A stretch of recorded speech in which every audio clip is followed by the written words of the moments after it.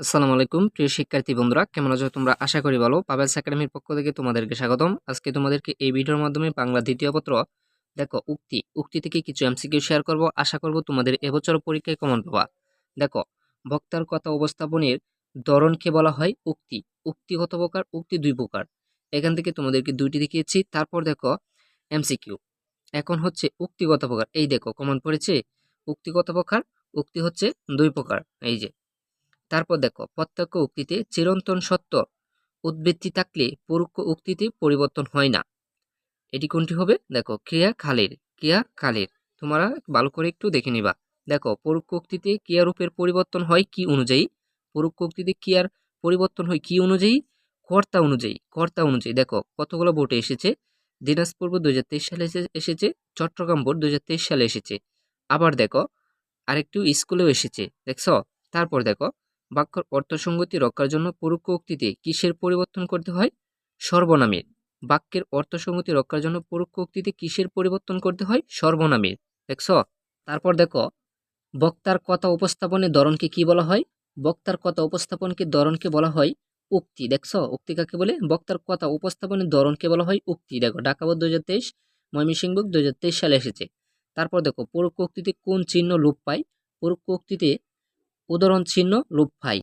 পরোক্ষ উক্তিতে কোন চিহ্ন লোপ পায়? পরোক্ষ উক্তিতে উদাহরণ চিহ্ন লোপ পায়। তারপর দেখো, অর্থসঙ্গতি রাখার জন্য বাক্য ব্যবহৃত কোন পদের পরিবর্তনের প্রয়োজন?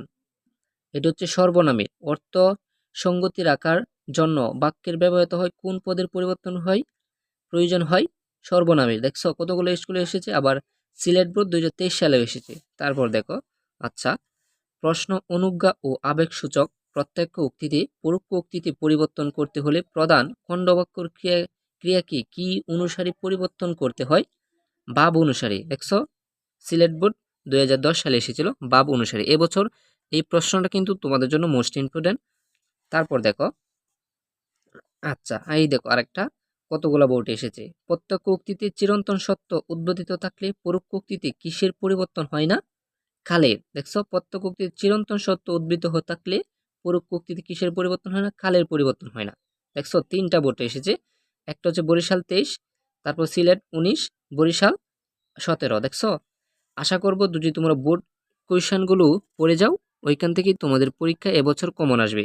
তারপর দেখো আরেকটা, লাস্ট যেটা, ছেলেটি বলে উঠল বাহ কি সুন্দর বাড়ি। বাক্যটি পরোক্ষ উক্তিতে কি হবে?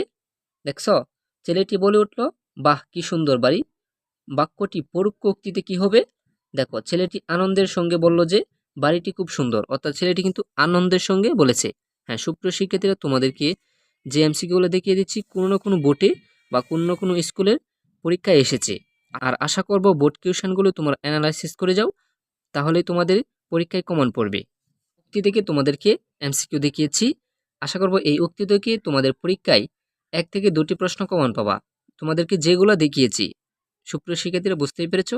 আর এরকম আরো বাংলা দ্বিতীয় গুরুত্বপূর্ণ এমসিকিউ পেতে অবশ্যই আমাদের চ্যানেলটিকে সাবস্ক্রাইব করে সাথেই থাকো।